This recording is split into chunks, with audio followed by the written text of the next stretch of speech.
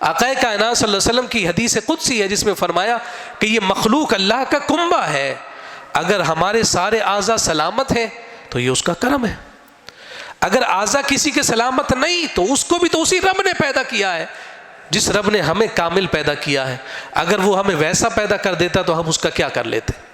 اس لیے شکر کے ساتھ ساتھ ان کی اس حیثیت کو ذکر کیا گیا۔ اور پھر آپ یہ دیکھیے کہ جہاں کہیں بھی ویلفیئر اسٹیٹ ہوتی ہے، اسلامی ریاست ہوتی ہے، وہاں ان کمزوروں، ان ناداروں اور ان معذور افراد کے لیے جو انتظام اور اہتمام کیا جاتا ہے اس کی اصل شریعت اسلامیہ ہی کی تعلیمات ہیں، کہ واقعتاً یہ اصل شریعت مطہرہ کی ہی ہے۔ ایک طرف اسلام کی تعلیمات ہیں اور دوسری طرف آج کا مسلمان ہے۔ آج کے مسلمان کے عمل کو دیکھ کر اسلام کی تعلیمات کو برا نہیں کہا جا سکتا، اس لیے کہ اسلام کی تعلیمات کی امپلیمنٹیشن عمر فاروق رضی اللہ تعالیٰ عنہ نے اپنے دور میں قائم فرمائی تھی۔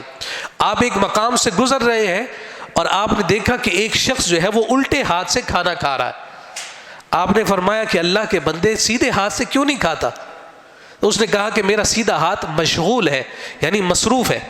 آپ چل دیے۔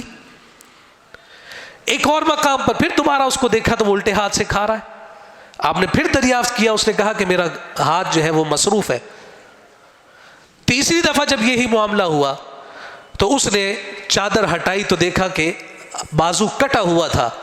اس نے کہا کہ میں موتا کے میدان میں رب کے لیے لڑ رہا تھا، دشمن نے تلوار چلائی تھی، ہاتھ کٹ گیا۔ حضرت عمر فاروق رضی اللہ تعالیٰ دور خلافت ہے، جنہیں دیکھ کر شیطان رستہ بدلے، جو ہے شراب سرکے میں تبدیل ہو جائے۔ مصطفیٰ کے بعد کوئی نبی ہوتا تو وہ عمر ہوتا، وہی عمر فاروق وہیں زمین پر ریت پر بیٹھ گئے، آنکھوں سے آنسو جاری ہو گئے اور کہنے لگے بھائی بتاؤ تمہارے کپڑے کون دھوتا ہے؟ بھائی بتاؤ تمہیں کھانا کون پکا کر دیتا ہے؟ تم ایک ہاتھ سے اپنے سارے امور کیسے سر انجام دیتے ہو؟ یہ وہ ریاست اور فلاحی ریاست کی بنیادیں رکھنے والے عمر فاروق تھے کہ آپ بیت المال تشریف لے گئے، اس کے لیے وظیفہ بھی مقرر کیا اور ایک خاص خادم مقرر کر دیا کہ جب تک یہ زندہ رہیں گے ان کی ساری ضروریات یہ خادم پوری کرے گا اور اس خادم کا مشاہرہ بیت المال سے ادا کیا جائے گا۔